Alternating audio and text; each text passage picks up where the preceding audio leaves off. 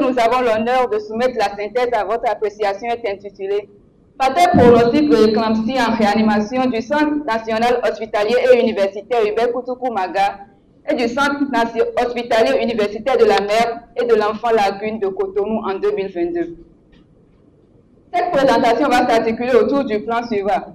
Après une brève introduction, nous aborderons le cadre et les méthodes de notre étude. Ensuite, nous exposerons nos résultats que nous discuterons au fur et à mesure, puis nous finirons par une conclusion assortie de quelques suggestions. En introduction, nous dirons que l'éclampsie est une complication majeure de la prééclampsie sévère et constitue la troisième cause de morbimortalité maternelle dans le monde, soit le quart des complications obstétricales. Elle représente 30% des décès maternels en Afrique et est la deuxième cause de décès maternel au Bénin selon Tidjani en 2017. Sa prise en charge est multidisciplinaire et au Bénin, cette prise en charge se fait dans les services de réanimation en cas d'éclampsie avec menace du pronostic vital. Chers maîtres, notre objectif général était d'évaluer les facteurs pronostiques de l'éclampsie en réanimation du CNHU, HKM et du CHUMEL en 2022. Plus spécifiquement, il s'agissait de déterminer la prévalence de l'éclampsie en réanimation du CNHU et du CHUMEL, de décrire les présentations cliniques et paracliniques de l'éclampsie en réanimation, de décrire la prise en charge de ces éclamptiques et de déterminer les facteurs associés au décès des éclamptiques. Excellence, Monsieur le Président du jury, honorables membres du jury, chers maîtres, pour atteindre ces objectifs, notre étude avait pour cadre la clinique universitaire polyvalente d'anesthésie et de réanimation du CNHU-HKM et le service de réanimation de CHUMEL. Il s'agissait d'une étude descriptive, analytique avec recueil prospectif de données pendant une période de 3 mois allant du 1er mai 2022 au 31 juillet 2022. La population d'études était constituée de toutes femmes admises en réanimation pour éclampsie durant notre période d'études. Le recrutement était exhaustif.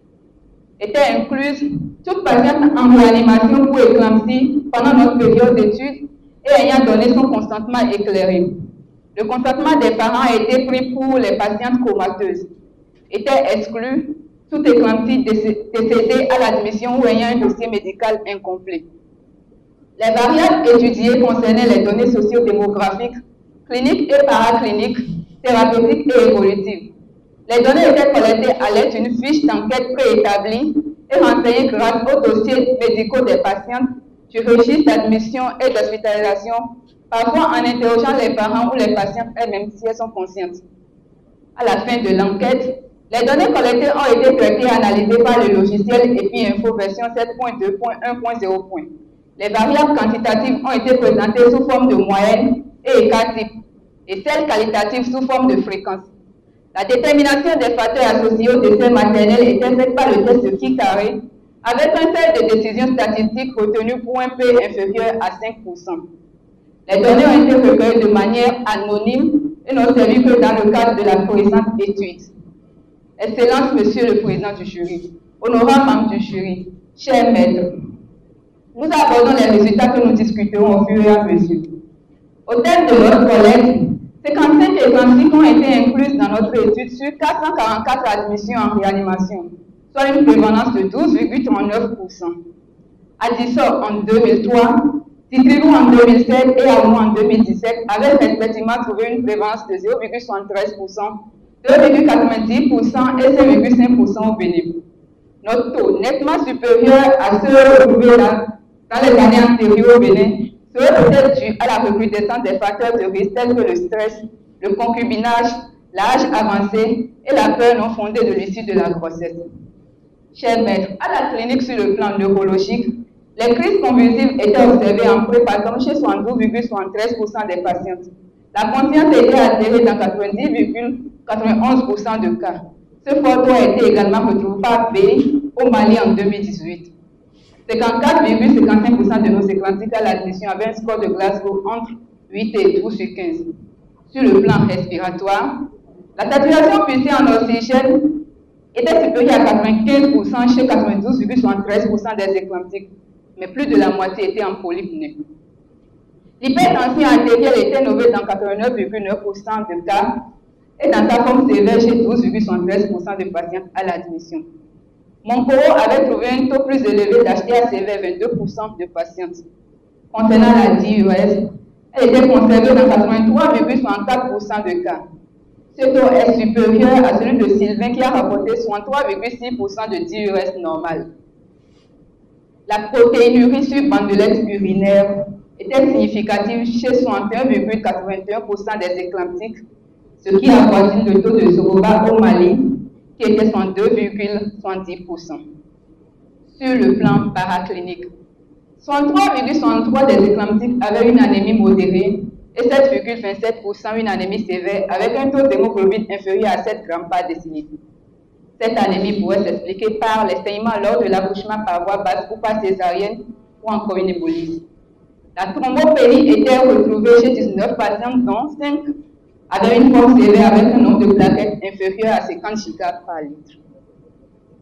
Dans notre étude, la cytolyse hépatique a été retrouvée dans 39,07% de cas, dont 14,54% de formes sévères. La créatinémie était normale chez 66,67% des patients. Ce résultat est proche de celui de Monco qui avait trouvé 72,22% de créatinémie normale. Et 5,56% des éclamptiques avaient une créatinémie largement supérieure à 3 fois la normale. Le taux de prothrombine était bas chez 23,64% des patients et non fait dans 61,82% de cas.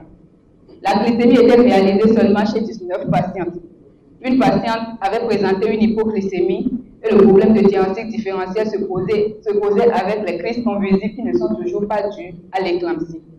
Chers maîtres, notons que l'évaluation exacte du degré de gravité de l'éclampsie sur le plan paraclinique était entravée par la faible réalisation des examens. Sur le plan thérapeutique, la prise en charge obstétricale était satisfaisante si l'on juge le taux élevé de césarienne urgente qui était 85,45%. Agbamate en 2014, Jumoin Collaboration en 2001 avait retrouvé respectivement 86% et 87% de césariennes urgentes. Ce résultat pourrait s'expliquer par le fait que l'évacuation utérine en urgence reste le traitement de base de l'éclampsie. Concernant la réanimation, le sulfate de magnésium était l'anticonvulsivant le plus utilisé. La totalité des éclamptiques en avait bénéficié, contrairement en 2007 où il était seulement utilisé chez 31,8% des patientes au CNHU. BI retrouve le même taux que nous, mais selon d'autres auteurs, le diazépam était le plus utilisé. L'indication de la ventilation assistée a été posée chez 58,18% des éclamptiques qui étaient en détresse respiratoire ou respiratoire, en détresse neurologique ou respiratoire. La nicazipine injectable était l'antihypertenseur le plus utilisé en première intention chez 88,24% des patients. La noradrénaline a été administrée à 9,9% des patients qui présentaient un état de choc. La corticothérapie était faite devant toute suspicion ou confirmation de HEP syndrome, car certains auteurs sont unanimes sur le fait qu'elle améliorait le tableau clinique et favoriserait la reconstitution des plaquettes. Les dérivés sanguins étaient systématiques devant tout saignement actif, toute intolérance de l'anémie ou devant tout déficit en facteur de coagulation avec ou sans confirmation biologique. 5,45% des patients avaient bénéficié d'au moins une séance de dialyse après un avis néphrologique. L'ocytocine injectable était administrée à 53 patients. 84,31% des éclamptiques avaient bénéficié d'une thromboprophylaxie par enoxaparine et 15,69% par la calciparine. L'antibioprophylaxie était effective chez toutes nos éclamptiques. Chers maîtres, cette réanimation des patients a permis de réduire la morbidité et la mortalité chez les éclamptiques. Mais ceci n'était pas sans difficulté, vu l'insuffisance de moyens financiers des parents, puisque toutes les dépenses étaient à la charge des patients. Au terme de notre collecte, nous avions enregistré 16,36% de décès maternels. Ce taux est inférieur à celui retrouvé par Didier en 2007 et avoisine celui de Arnaud en 2017. L'éclampsie est la première cause de décès maternel au Mali selon BI en 2018, avec un taux de 25%. Notre taux est proche de ceux retrouvés dans les séries africaines. Cependant, il reste encore très élevé si nous le comparons aux études faites en France et en Angleterre qui n'enregistrent aucun décès. Dans notre série, 55,55% des décès étaient survenus dans un contexte de détresse neurologique, 33% dans un contexte d'insuffisance rénale aiguë, 22% dans un contexte d'embolie pulmonaire et 11% dans un contexte de sepsis. Chers maîtres, les facteurs associés au décès maternel retrouvés étaient un antécédent d'artère gravidique ou de prééclampsie. Ces antécédents multiplient par 7 le risque de survenue de la prééclampsie avec des formes cliniques plus graves. Dans notre série, 9,09% des éclamptiques avaient un antécédent d'artère gravidique et 3,63% un antécédent de prééclampsie. Yancey, dans sa série, avait retrouvé un antécédent d'artère gravidique chez 45% des patientes. Ce taux faible obtenu dans notre étude pourrait s'expliquer par le fait que la majorité de nos patientes ne connaissent pas leurs antécédents. De plus, la prééclampsie n'était pas connue par la plupart d'entre elles. Un autre facteur, le score de Glasgow inférieur à 8 sur 15 à l'admission. Dans notre étude, 5 éclamptiques avaient un score de Glasgow inférieur à 8 sur 15 à l'admission. Ngo au Mali, Moudjaï au Maroc rapportait respectivement 6,5% et 4,1% de patients ayant un score de Glasgow entre 3 et 8 sur 15 à l'admission. La nécessité de l'administration de la noradrénaline. Dans notre série, ce vasopresseur a été administré aux 4 patients qui étaient en état de choc. Et un dernier facteur, la survenue de complications en cours d'hospitalisation.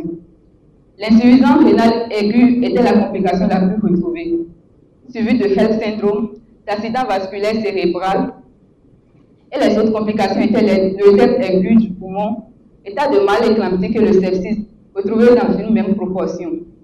Thiam, Fodouhey, James et collaborateurs avaient également retrouvé ces facteurs de mauvais pronostic.